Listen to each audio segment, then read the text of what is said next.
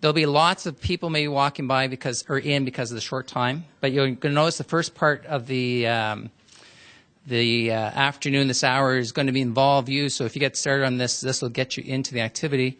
I really wish we did have more than an hour, because what I'm going to be covering is really a blend of portfolio learning and career development. It's going to be more on process, and for anybody that knows me, and I don't see too many people in the room that do know me, my gift is not talking for 60 minutes. My gift tends to be more around creating spaces for people to try and learn, and in some ways I think we'll be practicing portfolio learning in the context of the 60 minutes, so lots going to come from you.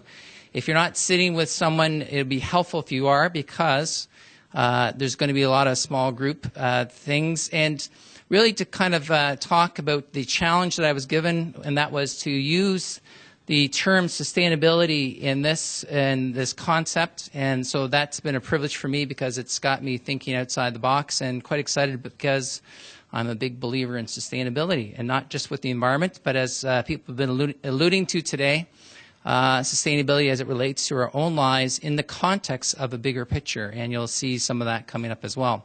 So it'll be a blend of discussion and information, and moving, I hope, you towards a place where we rethink and reframe the current work that you're doing. At least that's my hope. It's that it provides some stimulus for you to, again, rethink what you're doing, how we're doing it. And if you haven't figured this out yet, I am Clarence DeSchiffart. And I work at the Nova Scotia Community College. I'm a coordinator of special projects and partnerships in the context of a section of the college called Career and Transition Services under People and Planning. And I love what I do. It's a wonderful place to be, and also the work that I do around this stuff, influencing and helping people transition through change. I'll give some more of these out in just a second, but to get you started,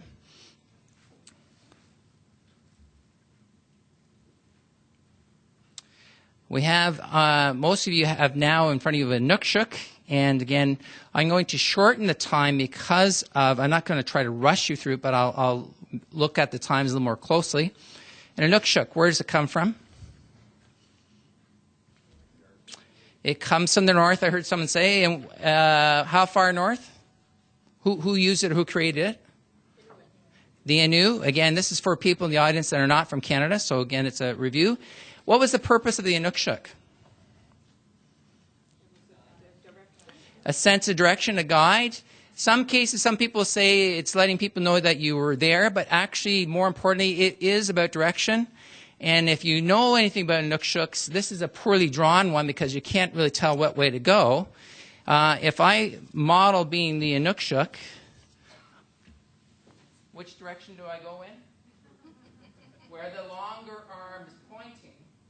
And the Inukshuk would be, again, be used for a place of direction, and really so it becomes a very powerful symbol in our portfolio and career development work.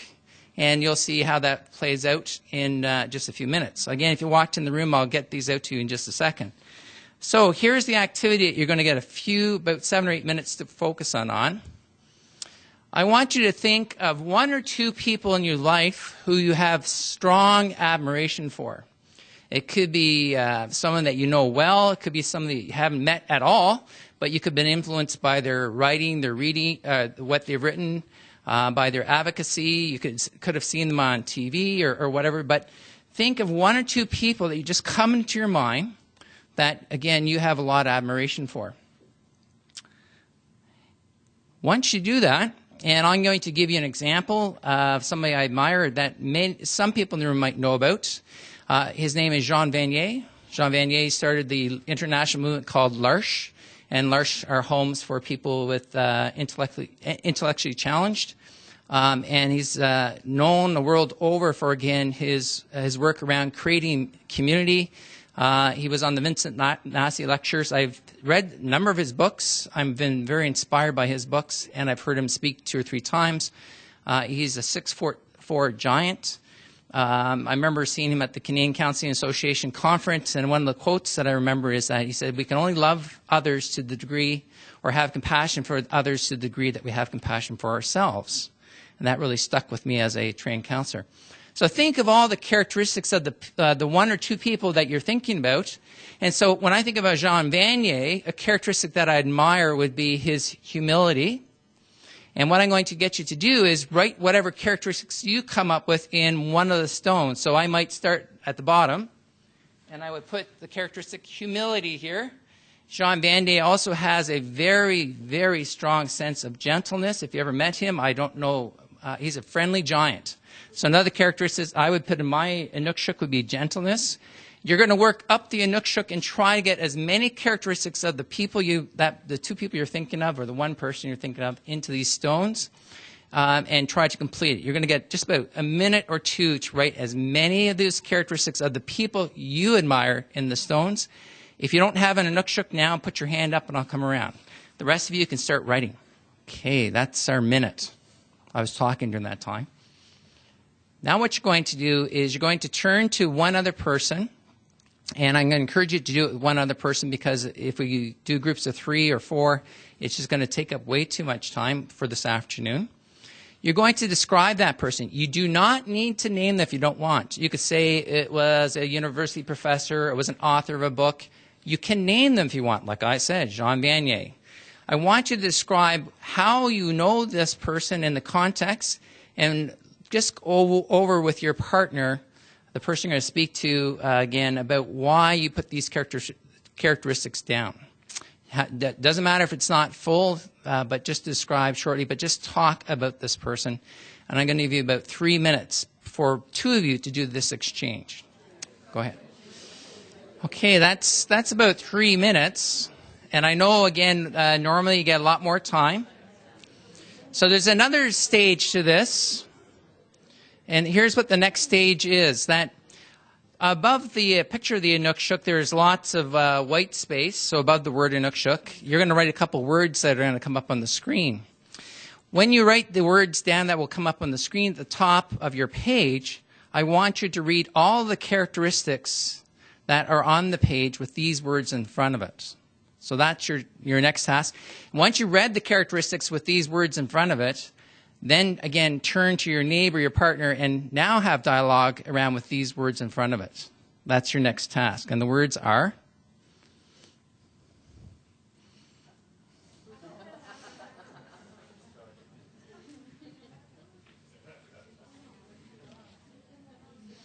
Don't forget, this involves dialogue now with your neighbors.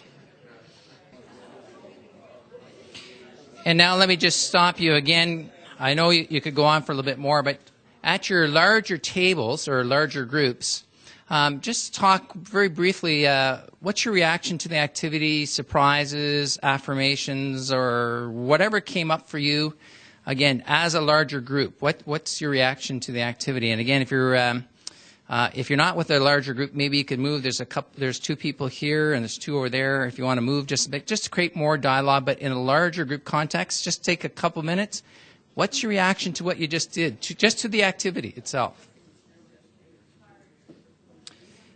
And now they just ask again for open it up to a larger group. I'm going to ask if anybody's willing to share what were some of the reactions that you had, or some of the reactions from people at your table, and I'll take those in and we'll see if we can make some sense of why we're doing this in this particular context. So just open it up. What were some of the reactions that you heard to the activity? I'm not looking for specific words that describe you. You don't need to respond to the I am, but what was your reaction to the activity? It's a good icebreaker. It's a good icebreaker. Why was it a good icebreaker for you? Well, because it's yourself, but this was really easy because it's already there. Yeah, so again, it's a nice icebreaker. It's great to talk about positives, and it's I don't know about you, but often it is hard for people to talk about themselves. Okay, any other reactions? And why would you say it's a good start to developing your career or career portfolio? What does that look like for you? Yeah, if someone comes up to you and says, "Who are you? We're going to help you get to your future," they're going to look at you and say, 3 famous words I hear a lot is, "I don't know," or I can't talk about that because I'd be boasting. So we get this reaction. Do you notice what happened to the noise level when you talked about people who you admired? And then I said, put the two words at the top of the page. What happened to the room, the noise? Yes. Because you're kind of surprised that all of a sudden it's turned about talking about something out there, and it's turned in to talk about something that's in here. And that's a very difficult place for us. But when we look at prior learning assessment or portfolio, so much of it is around trying to get people to articulate. And this is really about, this activity is about values, what's important to you, a kind of guideposts along the way. It's not about skills, but the same things applies, that people are not finding the ways and the means. And that's why it's such a wonderful place to be when we try to dream about how do we help find words or find ways of identifying who we are in relationship to skills. But I want to say in the larger context, we're not just focusing on skills, we're focusing on the whole person. We're focusing on the whole sense of being, so values do play a role in helping people get to where they want to be. And then from what I've heard from a number of speakers today, it's not just about employment. It's about living life, work well, not just employment. So portfolio in the context of a larger question, because sometimes I don't get to live out the dream around what I really want to do in terms of paid work. But if I can find it in another part of life, maybe I can do those things. An example I always use is we have the Michelin tire factories in Nova Scotia. A well-paid workforce. I can tell you the workers at Michelin, can't put a percentage on it, but many of them do not enjoy or love their jobs. But they're okay with their jobs because it brings in a really decent income. And a specific example, someone that wants to help others, they're not doing that by making tires. I mean, indirectly, yes. But they have a 4-day shift on, or a 3-day shift on, 12-hour shifts, and then 4 days off. They're out in the community running the soup kitchen, and Michelin, the lifestyle and work at Michelin, provides in that place. So as a career counselor, I have to be careful not to say you have to love your job, but live the life that you want to live.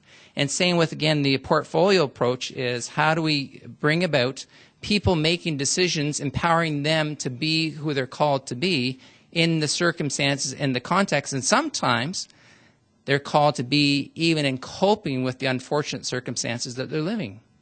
So if you look at, again, immigrants coming to Canada, how to help them live with what they're bringing with them to Canada as far as, again, some of that other elements. Some of the words on the page may not have fit when you say I am, and you go, well, that's not me. What would that be an indication of possibly? Absolutely. So sometimes we can have a gap between where we see ourselves but the desire to be. So for example, I use the word gentleness with Jean Vanier.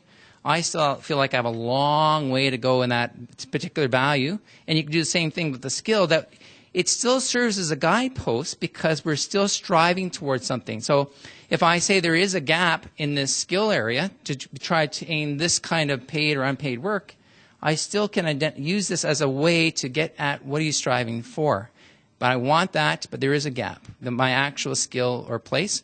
And I'm also a big believer that we're never really completely there, wherever there is, for you and for I. So that it's a striving towards. And so it kind of helps us get a sense of what brings us happiness, what brings us a sense of where we're trying to go.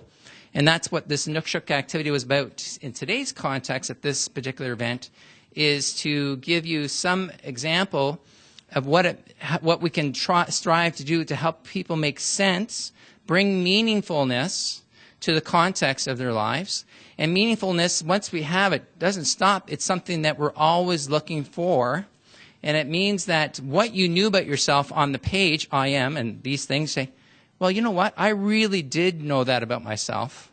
But in today's context, by sharing it with a stranger, or again, having it come through the back door, the Inukshuk didn't say, tell me who you are. It was a back door approach to getting at that. And that's why some people really enjoy the warm-up, because you just turned a blank page into something that really does speak to who you might be. So we want to do that around creating learning. And I also believe that for many people, when the words come out on the page, and not for everyone in the room here, and that's okay, it's about creating opportunities so that what works for one person may not work for every person, but we keep using a variety of approaches and the creative ways that we do that so that it becomes transformational. That we can say, oh my gosh, how does this apply to me under these circumstances? And it relates, believe it or not, and there's lots of studies being done on the happiness scale. That's probably a big area of research, which I think really overlaps with portfolio learning and career development, that people are looking for places where they can live and be happy. And the question is, well, what makes you happy is the unknown, especially when you see some of the data that as applies to young people today when we look at some of that.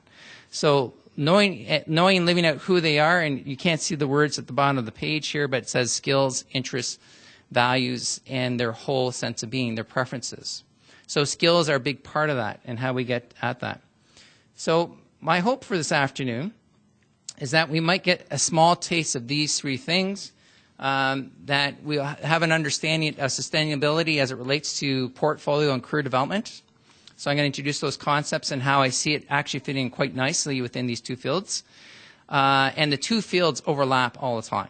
It's no doubt in my mind. When we talk about portfolio learning or talk about career development, the two almost go hand in hand. They have their uniqueness and their place in terms of being separate, but they share so much in common as far as what we're trying to get at.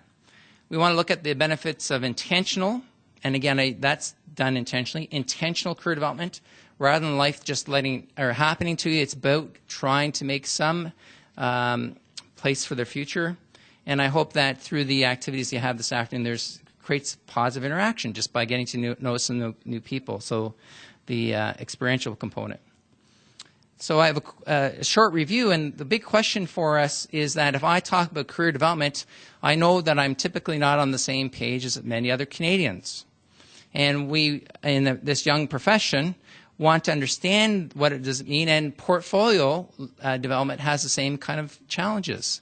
What do we mean by that? So we have a couple quotes from a favorite author, Parker Palmer. Before you tell your life what you intend to do with it, listen for what it intends to do with you. Before you tell your life what truths and values you have decided to live up to, let your life tell you what truths you embody, what values you represent, and if you want to add, what skills you have within you and how to use those. There's another quote that I love from his book.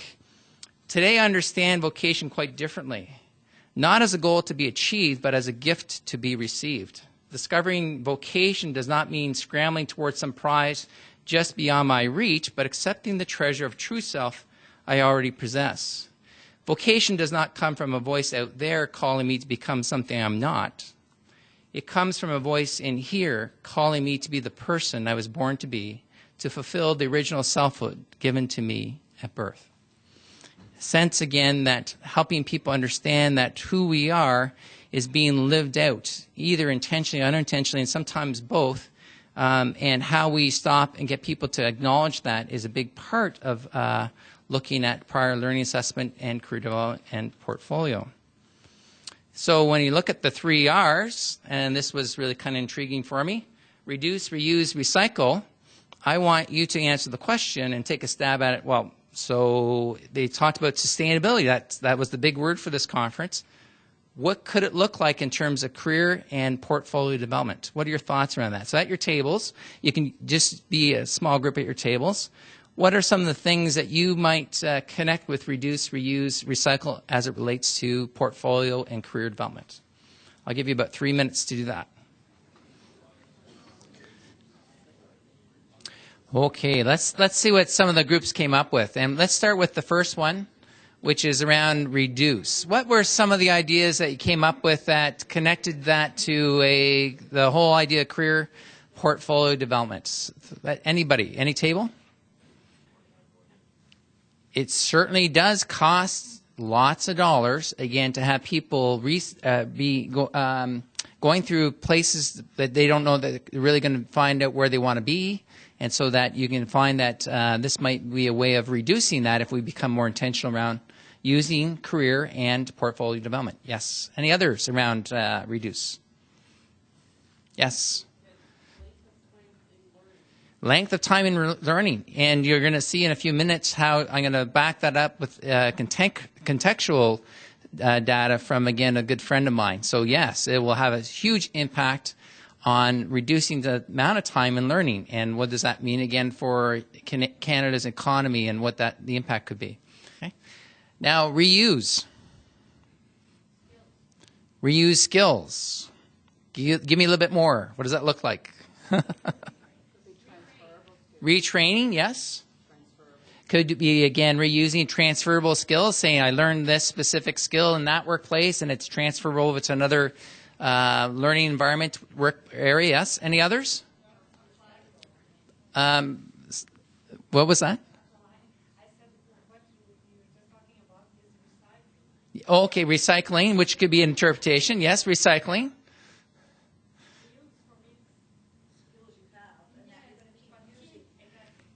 Keep using the skills that you have. So transferable skills in your book might be recycling, but the reusing is taking skills. And we had a session this morning on Bloom's taxonomy, and actually Bloom's taxonomy, again, keeps kind of spiraling up.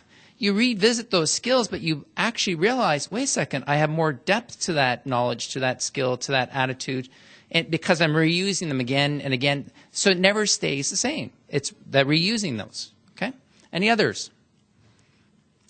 Well, we had the last one, recycle. We had some take on recycle. Any others? Yes. Yeah.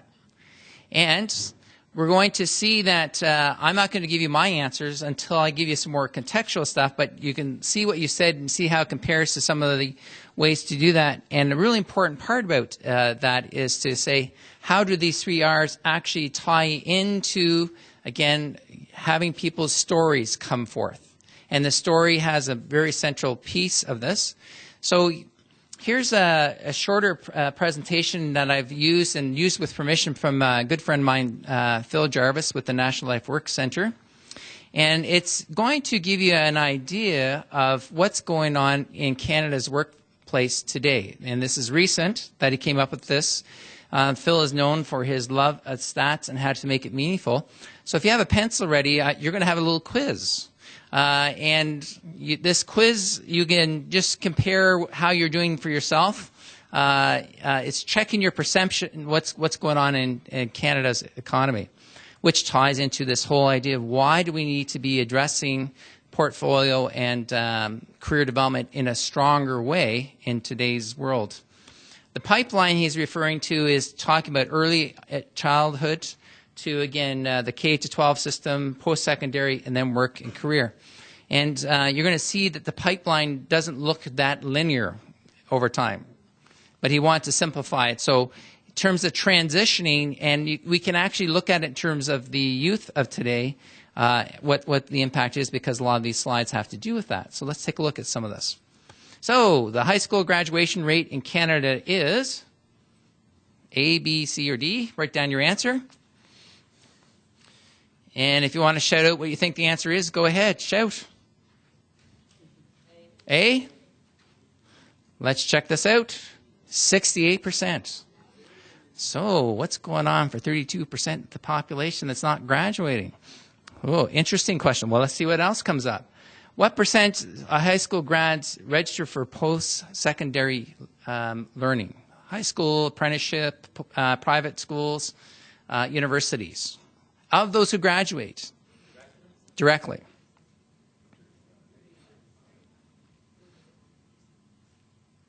%.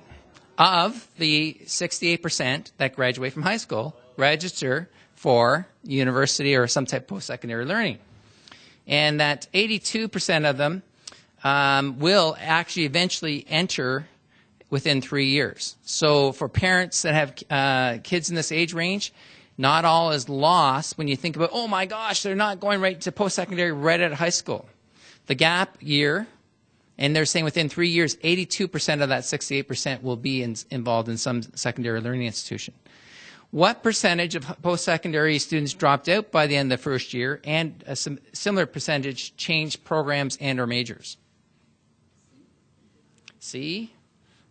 B, I heard? C?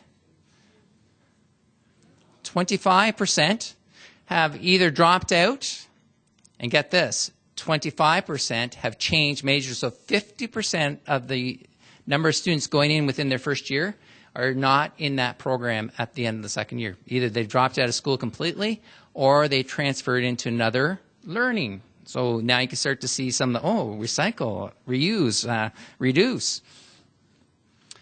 What percentage of those who registered in post-secondary programs eventually graduate?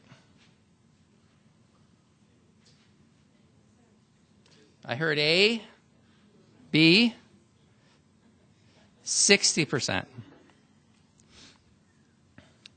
So that, again, when you're looking at people entering into post-secondary, this is, again, statistics from Canada, that they say that 60% end up completing and getting that diploma, degree, piece of paper that they were striving for.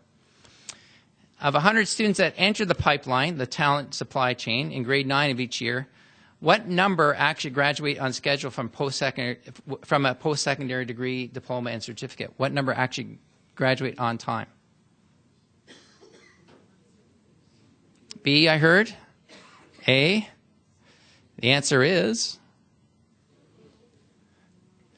So, think of grade 9, and out of 100, so 25% of that classroom in grade 9 will graduate in the normal time, which means high school, post-secondary learning. And then they're into the workplace.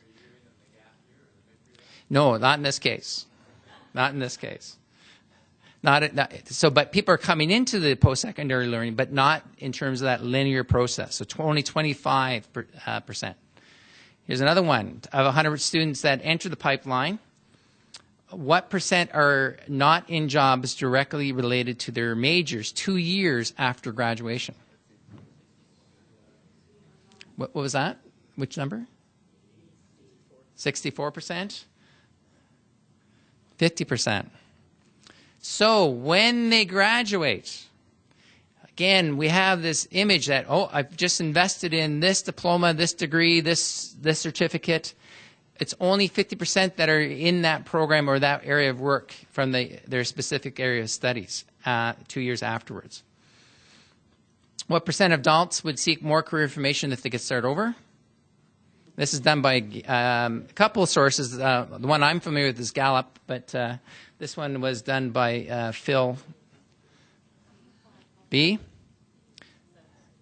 70% of adults say if they could do it over again, they would have changed what they've done in the past.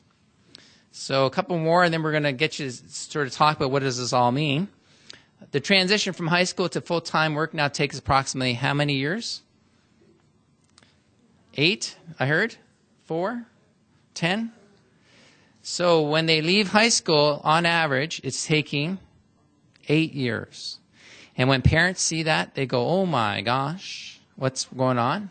This is because, again, of a number of circumstances, finances, people not being able to afford education full-time, so they work part-time. Some students being really inspired by, again, transition years, saying, oh my gosh, I can go to France for a year. And that year in France does not necessarily replace a year here in Canada. So they, instead of doing a 4-year, they do 5 years. And more students are looking at doing their diplomas and degrees part-time. So that's where you get that. And same with apprenticeship. When you look at apprenticeship, so take it out of the institutions, you're looking at, again, them doing their block release. And a lot of it depends on when they're able to get the work and the hours in before they can go on to the next block. So, again, at your tables, that's some interesting stats right up to date from Phil. So what? What does it all mean? What can you conclude from some of that data as it relates, again, to career and portfolio development? So just take a few minutes at your table just to chat. So let me ask again, just if some people are willing to again share what some of the dialogue was at your table. Again, I know that we could go on and talk a bit longer, but what were some of the possible conclusions you might have drawn from that? Let's see what the group said. Any table.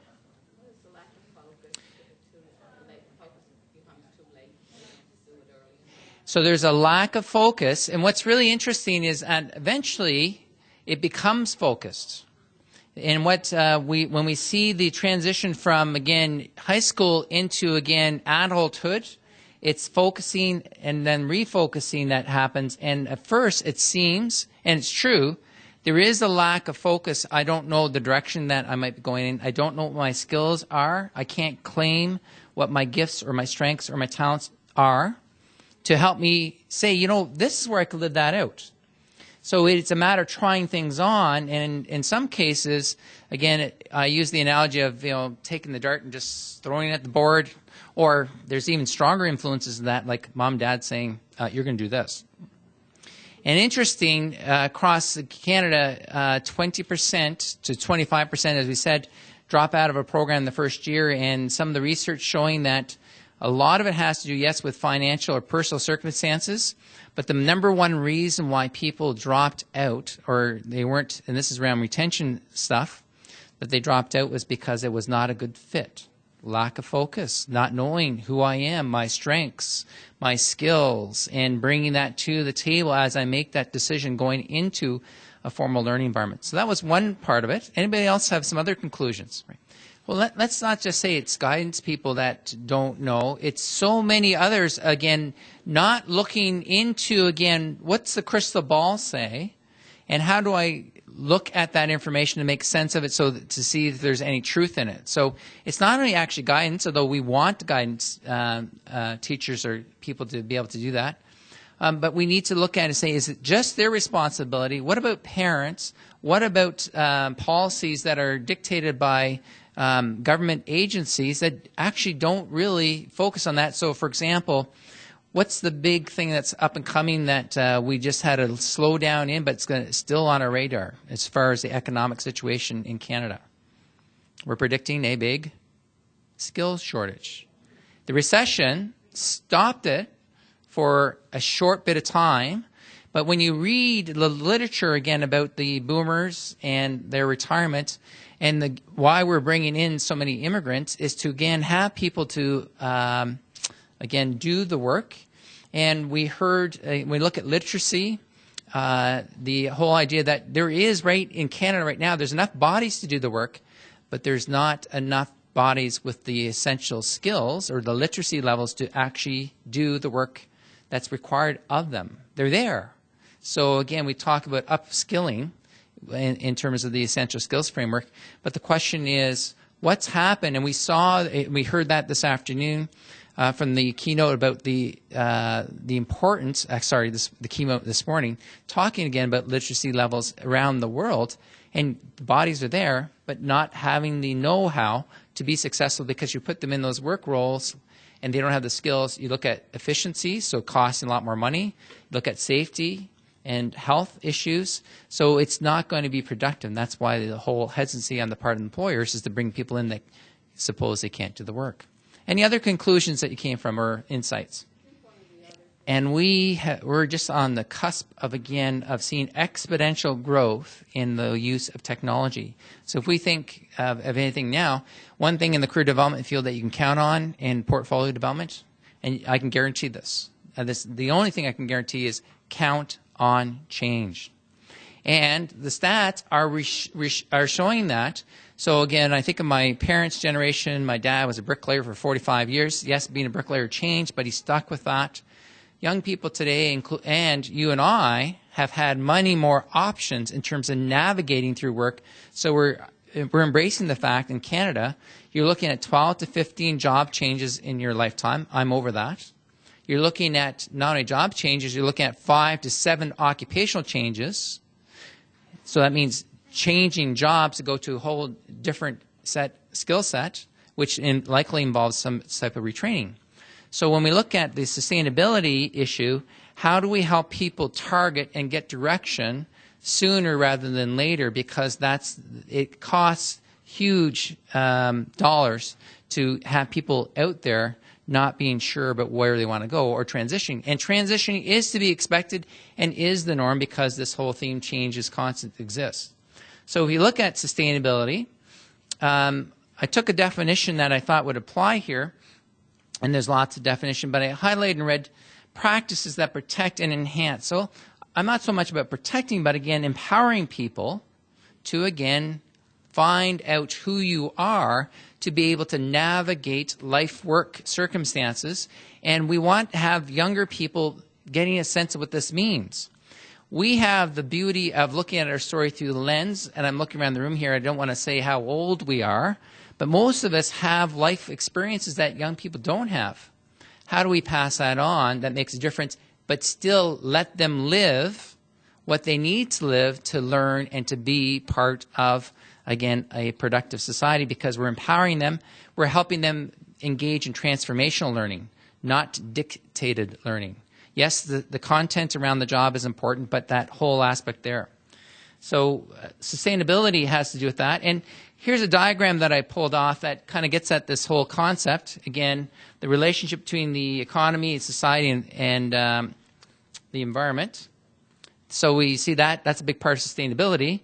Then they also say, look at the overlapping in the center. You're going to see that's where sustainability exists. It's taking into account those three larger circles to say that if we do this well, this is how we can have a world that's going to be available for future generations. And I thought there's something missing from this. And we're going to get to seeing, well, where would I kind of change it to, again, acknowledge that career and portfolio development is a big part of this sustainability issue. But before I show you that, I want to say here's what the old paradigm looks like, and this is what I grew up with. You're going to go to school, you're going to get out of school, find a job, and that's where you are. C'est la vie. And parents of this generation, my generation, want their kids to experience life this way. And here's the reality. This is the norm. And so no, it's no longer about a one-time decision. And when we have, again, people coming to us from other countries, the same kind of thing where they probably were believing that they're going to be at that work for a long time, and Canada becomes a land of opportunity, but they're stuck in this because they don't get recognition for their learning. And so they're in a system where they're not being able to be the engineers. In Halifax, we see that really evident. They're driving taxis, or they're in the pharmacy. And I met doctors from Holland out in the Rocky Mountains. And they love Canada's wilderness.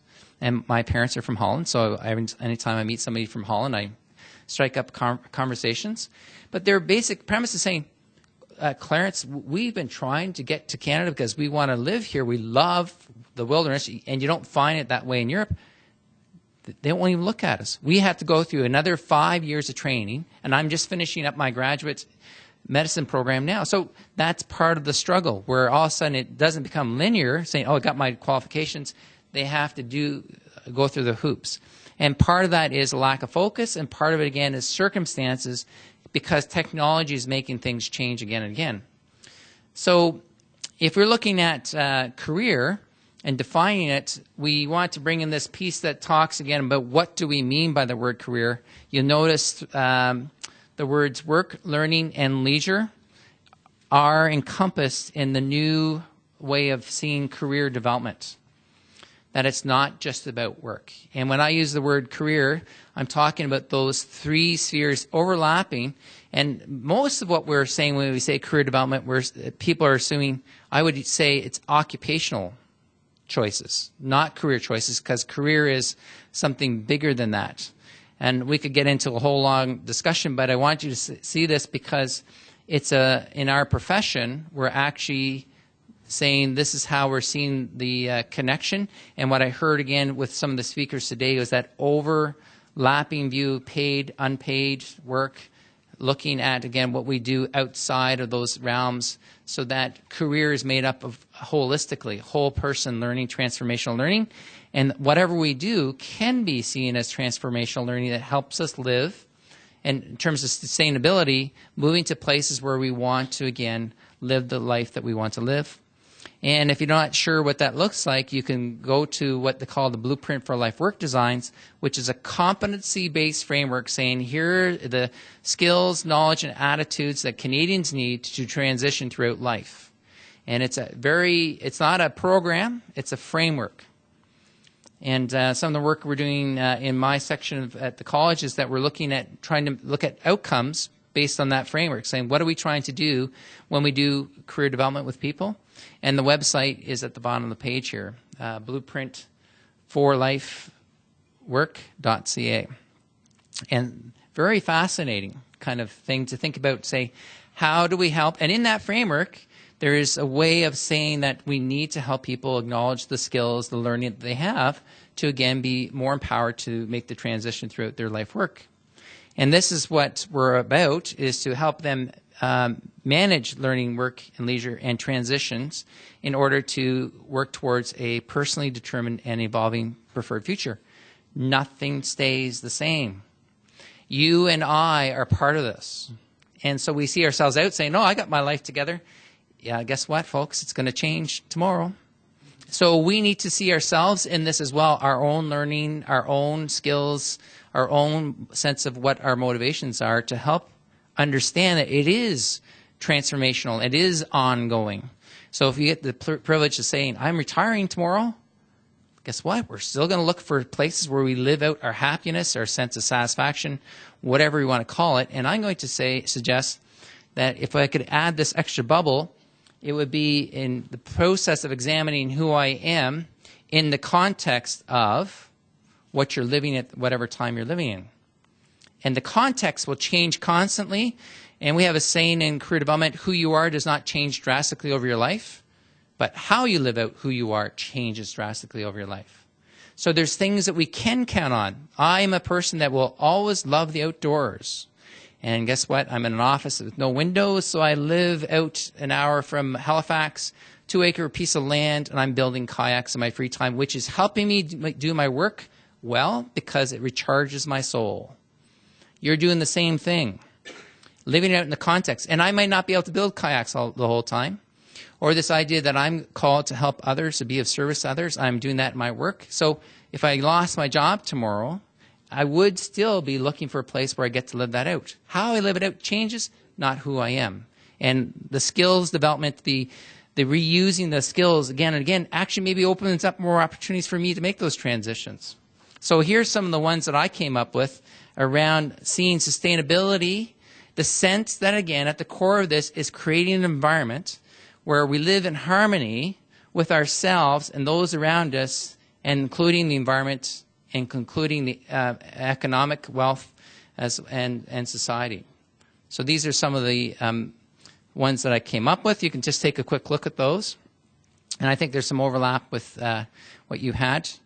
And if you, again, a reminder, I'll send this to you if you would like to get that. Let me move towards closing down. As I just said,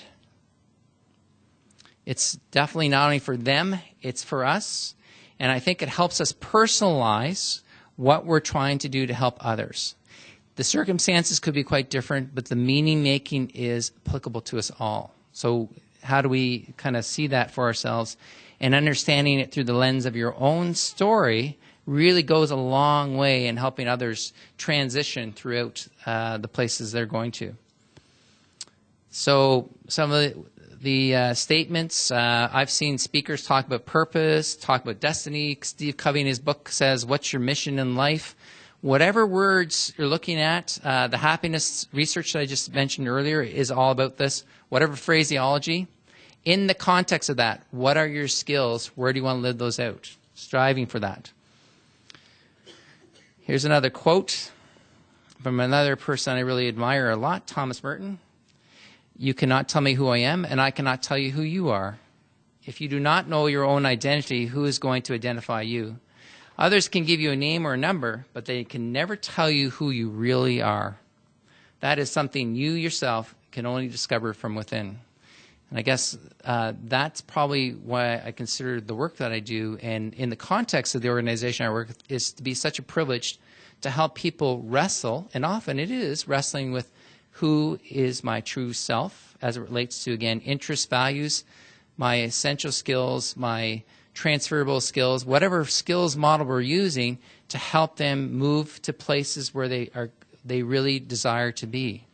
And I really think that's a big part of why we're here, is that you're all making a contribution in some way, even if it's just around, again, skills identification, to their true identity. And again, those various components of that. I had some more things here, but I'm going to stop on this quote because I want to honor that it is 4 o'clock. So I hope that you enjoyed the hour with me. And as I said, I'll skip through to where you can see my email address if you want to write it down, and email me. I will send you this PowerPoint presentation so you have a copy of this. So I'll just flip that over. And on that note, thanks very much.